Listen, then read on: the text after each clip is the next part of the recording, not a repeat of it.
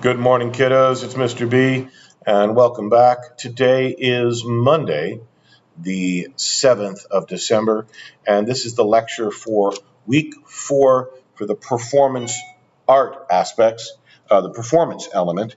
You have already previously done your physical art. That's the expectation. You've done the physical art before you're doing the performance art because it will help you really better understand what it is that you are performing. Just as a quick outline, this is your week 4 performance, trimester 2. This week's work is at 88 beats per minute. It's in 3/4 time, and there are 2 piano parts. So here's your 100 points. It's 25 points for each of these criteria being met. Piano number 1 is C, E, and G sharp. Piano number 2 is F sharp, A sharp, and D. In each case, these are major thirds, which is what we are attending to this week exclusively. So we go into GarageBand as usual. That's me practicing with the microphone for an upcoming assignment. We go into our Create Song as usual. We go into what always gets identified initially as Alchemy Synth, but we need to get out of it, go to our main categories, keyboards, classical grand as usual. This week, we are going to first position your keyboard here with the C present because you're going to move in this direction, and you're going to move the piano ultimately for your second track. You're going to move the keys, or I will in my example. Your tempo this week is at 88 beats per minute. 88, number of keys in the piano, number of constellations in the heavens. Your time signature this week is 3/4. 1, 2, 3, 2, 2, 3 will be the vibe. And so our performance, the first pass is C, E, and G sharp, which I'm not quite thrilled with the volume that we're getting there. Let's see if this gives us a little better sound.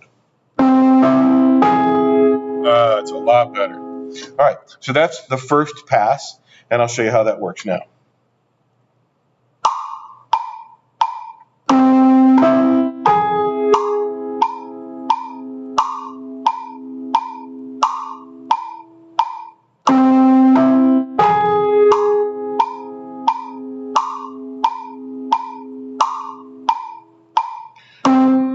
And that will be the extent of your first pass, and that's how it'll sound.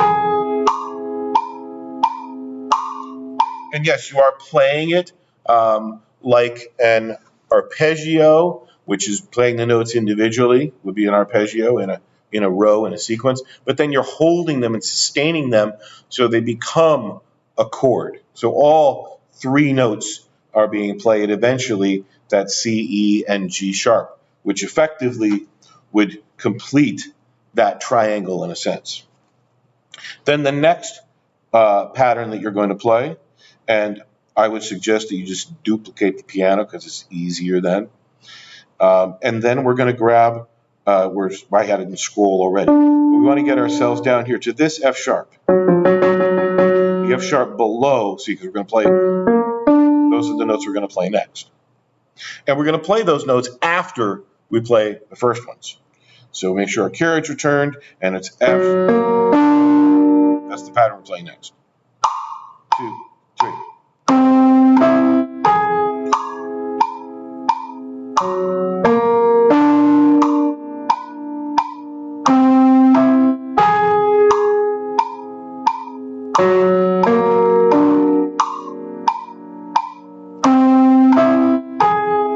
And then you will turn off your metronome. And here is what your finished work will end up starting to look like. And you're going to notice there's a mistake. It would appear as if because there was silence that this didn't get recorded, but it did. You got to come back here and you have to pull it back here, just so from my understanding, you understand what's occurred. Because sometimes there can be data there that doesn't get collected or shown unless you pull that back. Here's what it would sound like. And this is where you would normally do your screen recording from here. That's how you would do it. And you would then come back, notice that you in fact have your red icon, and then you would push play. Notice my metronome is off.